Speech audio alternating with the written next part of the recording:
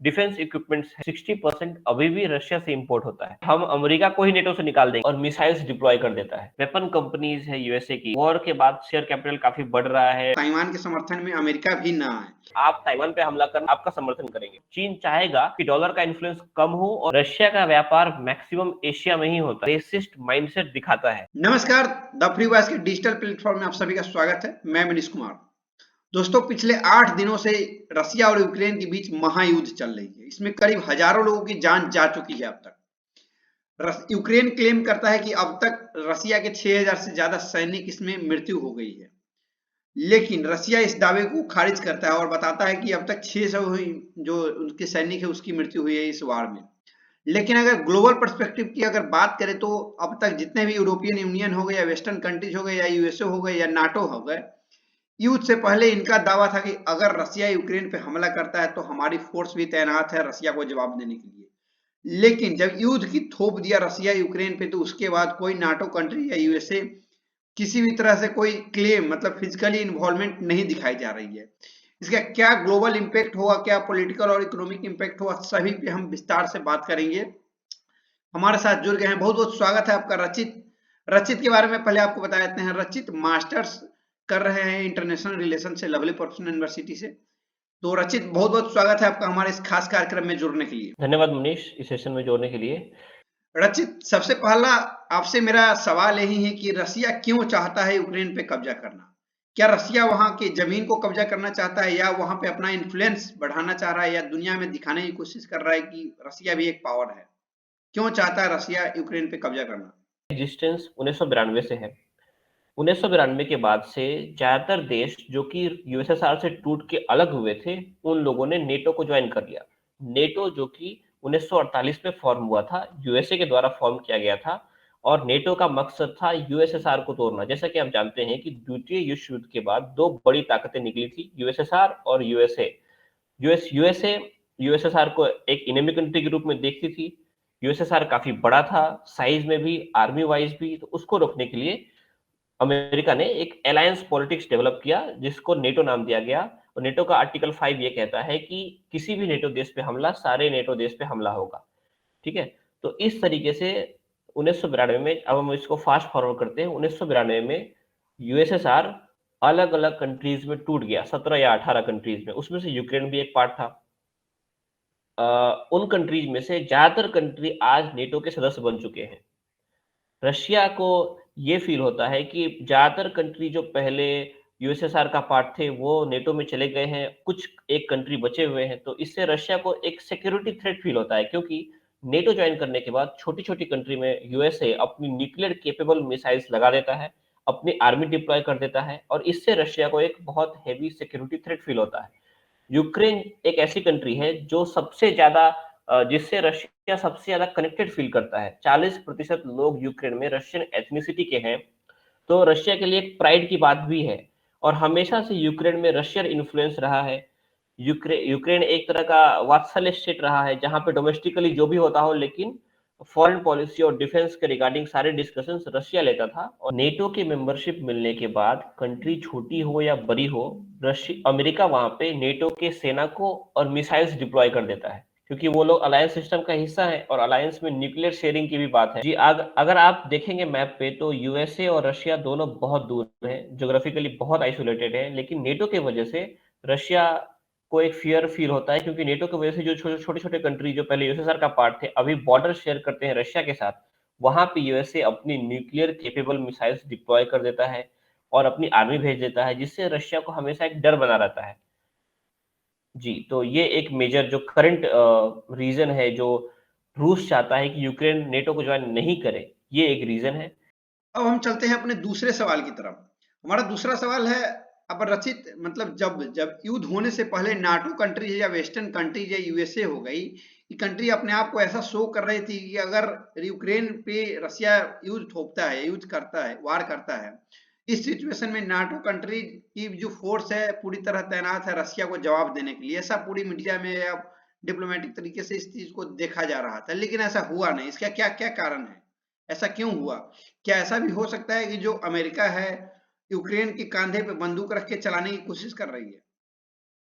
मैं ये सवाल समझ गया।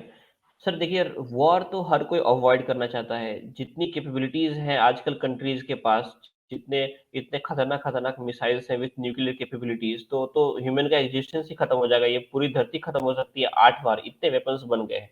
तो यूएसए और जितनी वेस्टर्न कंट्री है, कोई भी रशिया से वॉर नहीं करना चाहता था। रीज़न सिर्फ़ और एक रीज़न है, न्यूक्लियर मिसाइल्स। जिसको इंटरकॉन्टिनेंटल मिसाइल जो बोलते हैं कि एक कॉन्टिनेंट से दूसरे कंट्री के कॉन्टिनेंट में कैपेबिलिटी वाले मिसाइल्स।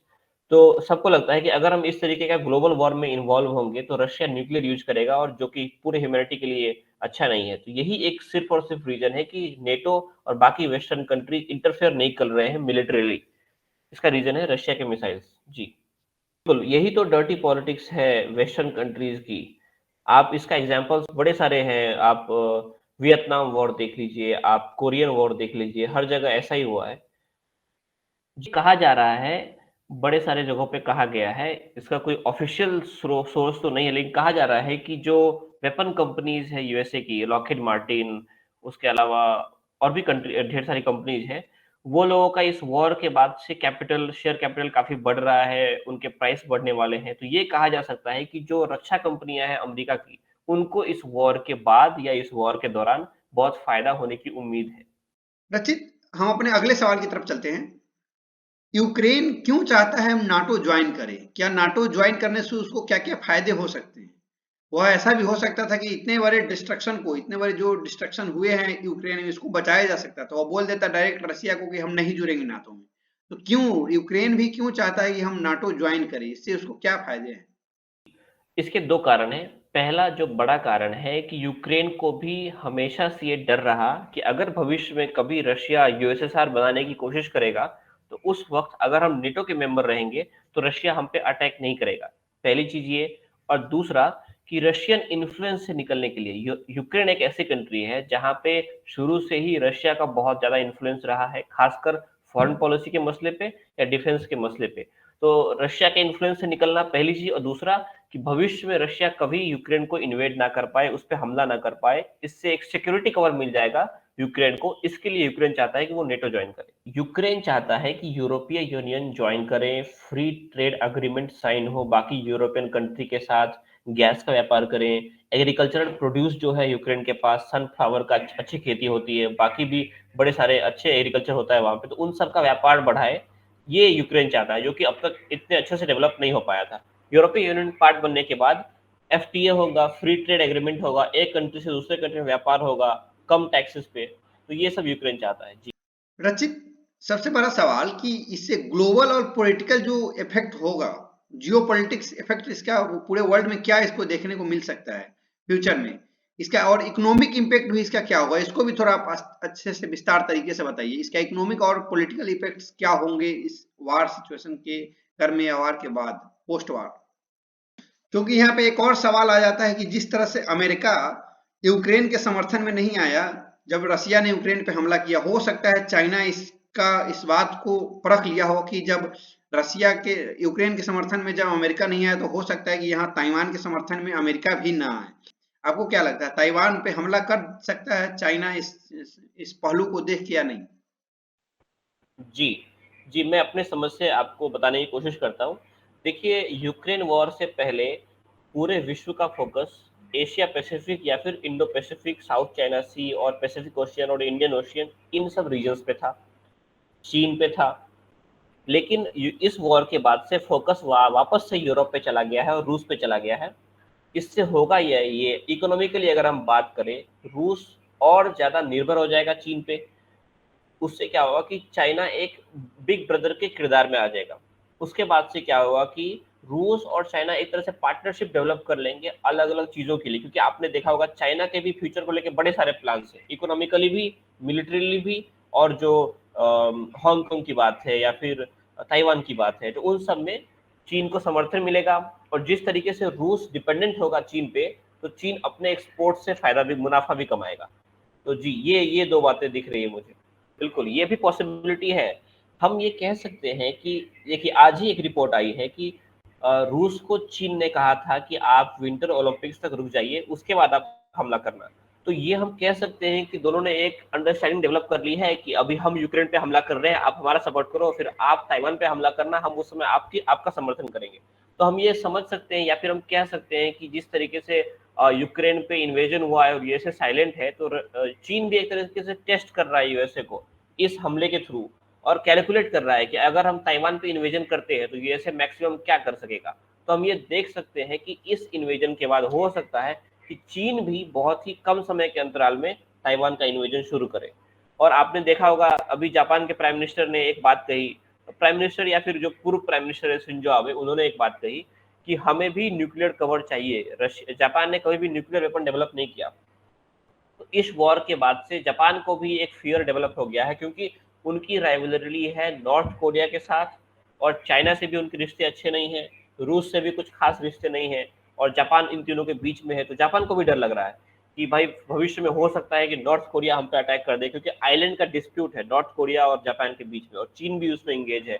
तो ये कुछ जियोपॉलिटिक्स सिनेरियो हमें बनते हुए दिख रहे हैं इस वॉर के बाद।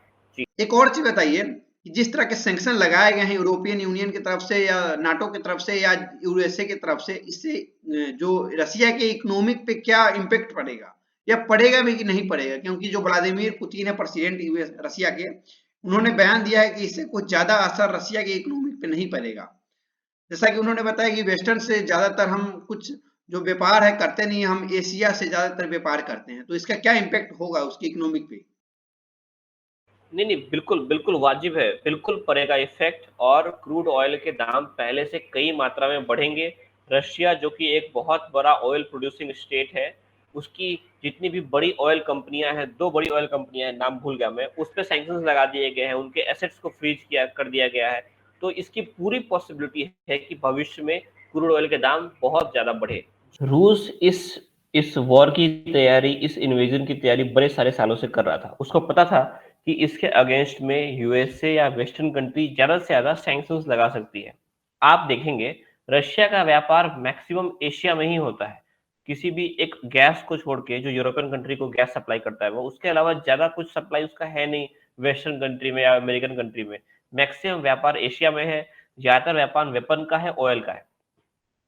तो जो मेजर एक सैंक्शन जिससे कि रशिया को नुकसान हो सकता है वो है स्विफ्ट, क्योंकि स्विफ्ट से क्या हुआ है कि स्विफ्ट बनने के बाद से पूरे विश्व में जो व्यापार है वो ज्यादातर स्विफ्ट पे निर्भर हो गया है। Swift payment banking, Swift payment जो सिस्टम है, इसके बारे में थोड़ा बताइए। स्विफ्ट पेमेंट क्या होते हैं और इसको कैसे थोड़ा आसान भाषा में समझाइए।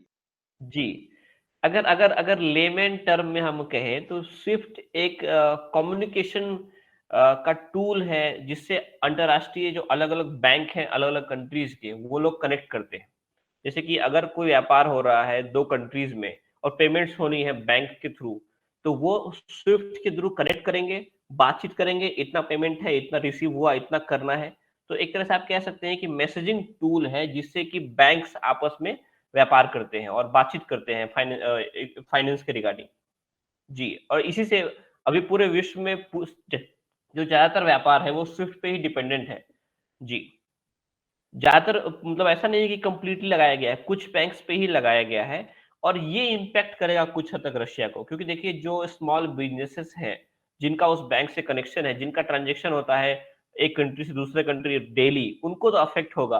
तो रशिया को स्विफ्ट से नुकसान होगा, लेकिन इसकी तैयारी मुझे लगता है कि रशिया ने कर रखी है। बाकी जो एयरोस्पेस बैन है, टेक सप्लाई को रोक दिया गया है, उसके अलावा एसेट्स फ्रीज़ किए गए हैं, फ्रीज़ तो नहीं कहेंगे, लिमिट किए गए हैं। आई मीन रशिया के जो एसेट्स हैं वेस्टर्न कंट्री में या फिर अमेरिकन कंट्री में, उनको एक तरह से लिमिट किया गया है कि भाई इतने का ही आप निकासी कर सकते हैं। इस तरीके की चीज़ें कुछ की गई है।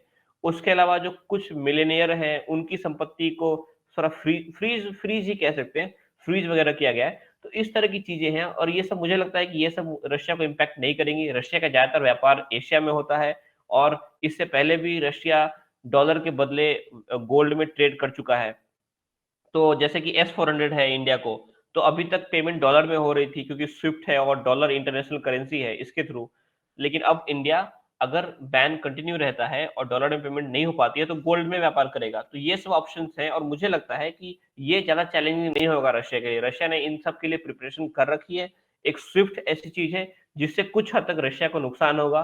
उसके बाद आपने आपने वो पढ़ा होगा कि बातें चल रही है कि चाइना ये कोशिश कर रहा है कि जो उनकी करेंसी है, उनको इंटरनेशनल ट्रेड में लाया जाए या फिर स्विफ्ट का अल्टरनेटिव बनाया जाए, जिससे कि पेमेंट वगैरह हो सके, जैसे भारत का यूपीआई है। तो इस तरह की चीज़ें भी हो सकती है, तो मुझे नहीं लगता कि ये लॉन्ग टर्म में बहुत ज़्यादा नुकसान करेगी रूस को। जी। यहाँ पे हो सकता है कि अगर स्विफ्ट पे बैन लगा दे पूरी तरह अमेरिका, तो इसका एक अल्टरनेटिव करेंसी चाइना भी अपने जो चाइना का जो पैसा है, जो चाइना की करेंसी वो मार्केट में आ सकती है, सर्कुलेट हो सकती है। क्या इससे जो स्विफ्ट की दबदबा, जो वेस्टर्न की दबदबा है, वेस्टर्न कंट्रीज की जो दबदबा है इकोनॉमिक पे, वह भी अल्टरनेटिव अगर चाइना मार्केट में अपने जो जो उसका करेंसी है उसको उतार देता है, इससे क्या स्विफ्ट पेमेंट, जो स्विफ्ट बैंक की जो वैल्यू एक सीमित हो जाएगी। इस पे आप क्या कहना चाहेंगे? जी, यहाँ 2 बातें हैं। पहली बात, इससे क्या होगा कि चीन का इन्फ्लुएंस वैसे भी एशिया में भी है और अफ्रीका में भी छोटे-छोटे कंट्री में है, ठीक है? तो चीन ये चाहेगा कि स्विफ्ट के अल्टरनेटिव एक सिस्टम डेवलप करें और जिसको कि एशिया में और बाकी जहाँ-जहाँ उनका इन्फ्लुएंस है, वहाँ पे प्रमोट करे as a alternative to SWIFT. और दूसरा कि जो डॉलर की बात होती है, डी-डॉलराइज़ेशन की बात होती है। इसको चीन ही हमेशा करता है कि भाई डॉलर का डी-डॉलराइज़ेशन किया जाए और डॉलर जो इंटरनेशनल करेंसी बनी हुई है, इसको हटाया जाए या फिर इसको कम किया जाए और दूसरे करेंसी को लाया जाए। मेनली वो अपने करेंसी की पैरवी करते हैं।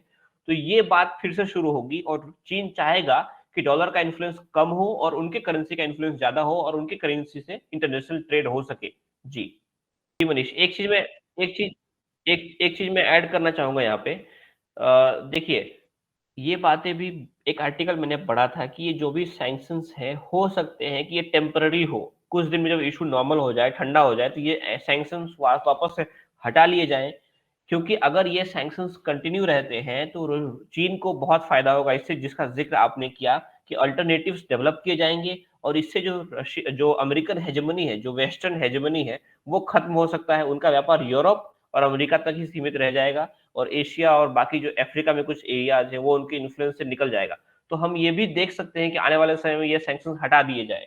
तो इसीलिए ये कहा जा रहा है कि ये सैंक्शन का कुछ खास असर रशिया पे नहीं पड़ेगा। जी। अच्छा, एक सवाल और ले लेते हैं आपसे कि जिस तरह से इंडिया ने यूएन में रसिया का अस्थायी तौर पे इनडायरेक्ट वे से रसिया को सपोर्ट हमने किया, इसके कारण क्या है? इसके बहुत बहुत सारे लोग बोल रहे हैं 1998 में ऐसा हुआ था इसलिए मैंने सपोर्ट किया, 1998 में उसने पोखरण पे हमारा वीटो किया था यूएन में, इस पे किया, तो इसके क्या-क्या पहलू हो सकते हैं?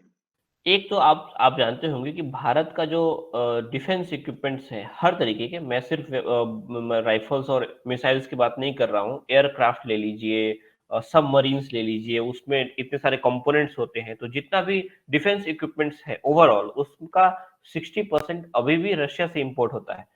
तो एक तरीके से कह सकते हैं कि हम अपने डिफेंस के लिए कुछ हद तक निर्भर हैं। निर्भर वर्ड यूज़ कर रहा हूँ मैं बहुत सोच समझ के। आप ये कह सकते हैं कि डिफेंस का इक्विपमेंट बेचने से रूस को भी तो फ़ायदा होता है। लेकिन जो सिस्टम डेवलप हुआ है कि हम अपने डिफेंस को इस तरीके से बीच में छोड़ नहीं सकते। तो ये एक रीज़न है जिसके लिए भारत रूस के अगेंस्ट में वोट नहीं कर सकता है। इसीलिए भारत ने एब्सटेन करना चुना। और दूसरी बात कि आप अगर हिस्टोरिकली देखेंगे तो रूस ने हमेशा हमें समर्थन किया है, चाहे 71 का वॉर देख लें, करगिल के टाइम का देख लें, हमेशा उसने अपने वीटो से हमें बचाया है। बचाया मतलब हमारा साथ दिया है। तो एक हिस्टोरिकल बैकग्राउंड भी है कि हमें रशिया के अगेंस्ट वोट नहीं करना चाहिए। और अगर हम ह्यूमैनिटेरियन एंगल को देखें, अगर हम ये बात कहा जा सकता है कि जिस तरीके से निर्दोष लोग वहाँ मर रहे हैं, तो भारत इसके खिलाफ क्यों नहीं है? तो यहाँ पे 2 बात मैं अपने समझ से हाइलाइट करना चाहूँगा कि आप देखिए, मिडल ईस्ट इतने सालों तक अस्थिर रहा। यूएसए का उसमें सेंट्रल रोल था, मिडल ईस्ट मतलब जो ईरान वगैरह, इराक वगैरह है। उसके बाद अफ़गानिस्तान इतने दिनों तक अस्थिर रहा। उसके अलावा आप वियतनाम देख लीजिए। यहाँ पे इतने सारे सिविलियंस मरे, इतने सारे मासूम और नॉर्मल जो इनोसेंट लोग हैं, वो सब मरे। तो उस समय कोई यूएन में कोई ऐसी चर्चा नहीं, कोई वोटिंग नहीं। अच्छा, एक और सवाल लेते हैं। क्या डोनाल्ड ट्रंप आज रहते मौजूदगी में, डोनाल्ड ट्रंप की स्थिति या डोनाल्ड ट्रंप की सरकार अगर रहती अमेरिका में, तो क्या ऐसी स्थिति देखी जा सकती थी क्या?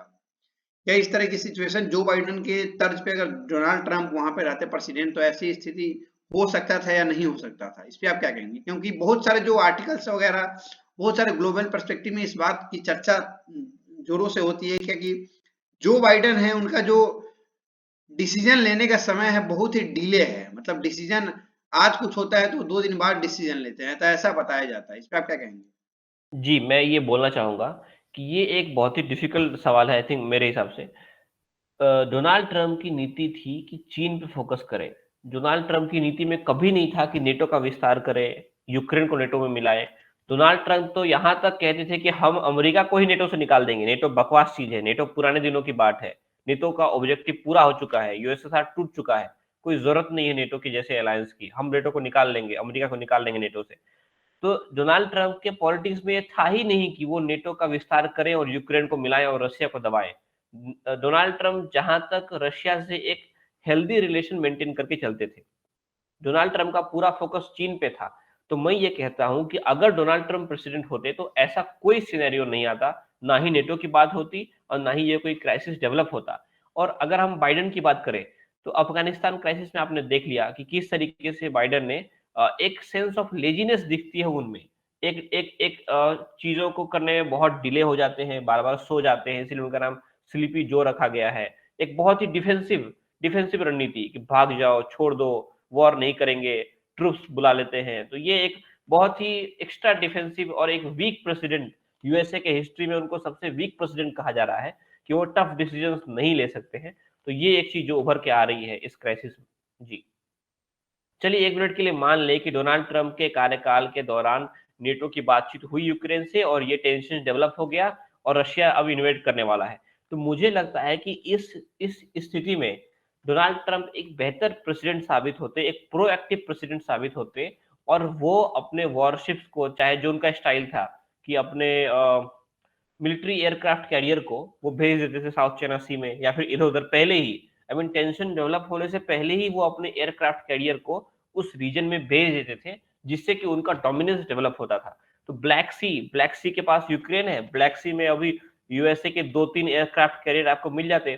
कम से कम 150 या से 200 पौने 200 एयरक्राफ्ट कैरियर यूएसए के यूक्रेन के बगल में होते। तो रशिया कभी भी ये रिस्क नहीं लेता कि एयरक्राफ्ट कैरियर बगल में है और तब हम इन्वेड कर रहे हैं। तो मुझे लगता है कि अगर डोनाल्ड ट्रम्प होते, तो रशिया इतना बड़ा इन्वेजन नहीं कर पाता। वो कुछ जैसे कि इंटरनली कुछ डिस्टर्बेंस क्रिएट कराता, अलगाववाद की बातें, सिविल वॉर टाइप का सिचुएशन। लेकिन इस तरीके का स्टांस नहीं लेता अगर डोनाल्ड ट्रम्प पावर में होते क्योंकि डोनाल्ड ट्रम्प थोड़ा प्रोएक्टिव है इन चीज़ों में। वो पहले ही असेस कर लेते हैं चीज़ों को और अपने मिलिट्री एयरक्राफ्ट कैरियर को भेज देते हैं उस रीजन में पहले ही। जी। और जिस तरह से बहुत ज्यादा संख्या में प्रोटेस्ट होने लगे हैं रसिया के अंदर, जो एंटी वार प्रोटेस्ट होने लगे हैं कि रसिया वार को रोक दे, पीटर्सबर्ग में या मॉस्को में प्रोटेस्ट होने लगे हैं, तो इसका क्या वार इस तरह से रोका जा सकता है? क्योंकि अगर इतिहास देखें तो रसिया के इतिहास में ऐसा देखा गया है कि जब रशियन रिवोल्यूशन हुई थी 1917 में, जब पहला ऐसा रसिया देश था जो वर्ल्ड वॉर वन में गया था, और पहला ऐसा कंट्री था जो वर्ल्ड वॉर वन से निकला भी था, क्योंकि उस वक्त रसिया में क्रांति आ गई थी। तो यहाँ उस वक्त बहुत ज्यादा लोग प्रोटेस्ट के पे उतर गए थे, बहुत सारे लोग रोड पे सड़क पे प्रदर्शन करने उतर गए थे। आज भी कुछ हद तक ऐसी ही सिचुएशन दिखाई दे रही है, इतिहास दोहराया जा रहा है। इस पे आप क्या कहेंगे? क्या लोगों की प्रोटेस्ट की वजह से इस वार को रोका जाएगा या जा सकता है? जी, ये इसका जवाब मैं देना चाहूँगा। देखिए, बात सही है, रशिया की हिस्ट्री रही है ऐसी, लेकिन ये फिर अब अगर आप देखिए कि कंट्री का हिस्ट्री ही सिर्फ़ निर्भर नहीं करता है, कंट्री में कौन-सा लीडर है उस वक़्त, उसकी क्या नीति है, उसका क्या सोचना है, उन चीज़ों पे भी ये चीज़ें डिपेंड करती हैं। रशिया इतने दिनों के बाद इस प्लान को एग्जीक्यूट किया है, मुझे नहीं लगता है कि कोई प्रोटेस्ट वगैरह अगर होता है बड़े लेवल पे रूस में, हालाँकि छोटे लेवल पे तो प्रोटेस्ट हो रहे हैं। रूस में कहीं-कहीं एंटी वॉर प्रोटेस्ट देखे गए हैं, लेकिन मुझे नहीं लगता है कि अगर बड़े लेवल पे भी प्रोटेस्ट हो रशिया में इंटरनली, तो रूस इसको बंद करेगा। इसके बजाय रूस ये चाहेगा कि जल्दी से जल्दी ऑपरेशन खत्म करें, वहाँ के प्रेसिडेंट को पकड़े, वहाँ के आर्मी को सरेंडर कराएँ और 2 दिन में गवर्नमेंट बना के वापस आ जाए। मुझे लगता है कि अगर प्रॉब्लम बढ़ेगी, रूस में प्रोटेस्ट वगैरह शुरू होंगे, तो इससे वॉर और तेज होगा और इंटेंसिफाई होगा। रशियन फोर्सेस वापस नहीं जाएँगी और चाहेंगे कि जल्दी से जल्दी वॉर खत्म करें। इसके रिएक्शन में भी कुछ हो सकता है क्योंकि देखिए, बातें तो बड़ी सारी की जा रही है। बातें तो ये भी हो रही है कि अगर रूस में इंटरनली प्रोटेस्ट होता है, तो रूस ध्यान डेविएट करने के लिए यूरोपियन कंट्री में भी किसी पे हमला कर सकती है। तो बातें बड़ी सारी हो रही हैं, लेकिन मुझे नहीं लगता है कि पुतिन की जो स्ट्रैटेजी रही है, 2000 से पुतिन सत्ता में है, अलग-अलग तरीके से। उनकी जो स्ट्रैटेजी रही है, उनका जो पॉलिटिक्स रहा है, वो पीछे नहीं हटेंगे। मुझे लगता है कि अगर ऐसा कोई प्रोटेस्ट होता है, तो वो चाहेंगे कि वॉर और जल्दी खत्म हो जाए और जो ऑब्जेक्टिव है हमारा, वो जल्दी से जल्दी पूरा हो जाए। और ऐसा ही क्यों होता है कि जब यूक्रेन पे हमला रसिया ने किया तो इस बात के लिए इमरजेंसी मीटिंग बुलानी पड़ी, जो वेस्टर्न कंट्रीज है, यूएसए हो गई या फ्रांस हो गई या यूके हो गई, इसे एक इमरजेंसी मीटिंग बुलाती है यूएन में। लेकिन जब इंडिया के साथ में ऐसा होता है, जब कारगिल ले या उससे पहले की स्थिति ले, तो इंडिया के संदर्भ में ऐसा क्यों नहीं होता है? इंडिया के पर्सपेक्टिव में ऐसा क्यों देखा नहीं जाता कि जब इंडिया पे कोई हमला करता है किसी कोई देश, तो सिर्फ यह पहलू सिर्फ वेस्टर्न कंट्रीज के ही लागू होते हैं क्या? आप देखेंगे हिस्ट्री में, एशिया में, मिडिल ईस्ट में इतनी सारी चीज़ें हुई, कभी भी यूएन में या फिर यूएसए की तरफ से या वेस्टर्न कंट्री की तरफ से इस तरह की इमरजेंसी वोटिंग, इमरजेंसी मीटिंग नहीं होती है। जब एक यूरोपियन कंट्री पे कुछ होता है, तो इस तरह की मीटिंग, इस तरह की वोटिंग होती है, तो ये एक तरह का उनका रेसिस्ट माइंडसेट दिखाता है। वो जो ब्लैक एंड व्हाइट वाली बात है कि हम सुप्रीम हैं और हम अच्छे हैं और हम स्पेशल हैं, जो व्हाइट्स और ब्लैक की बात है। क्योंकि और सब कॉन्टिनेंट को इस नज़र से देखना कि वो लोग इंफीरियर हैं।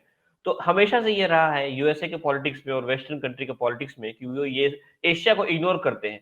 एशिया को सब स्टैंडर्ड समझते हैं और जिसके कारण वो इम्पोर्टेंस नहीं देते हैं हिंदुस्तान-पाकिस्तान के कॉन्फ्लिक्ट को या फिर पाकिस्तान कभी हमला करता है। और एक एंगल ये भी है कि पाकिस्तान शुरू से ही एक एलाई रहा है अमेरिका का, हमेशा से। तो ये भी एक कारण था जिसके कारण उसके अगेंस्ट में या फिर उस मसले पे ज़्यादा प्रोएक्टिवली वोटिंग या बातचीत नहीं होती थी यूएन में। जी। थैंक यू सो मच रचित, आपका जुड़ने के लिए हमारे इस कार्यक्रम में बहुत बहुत धन्यवाद। धन्यवाद मनीष, मुझे इस सेशन में जोड़ने के लिए।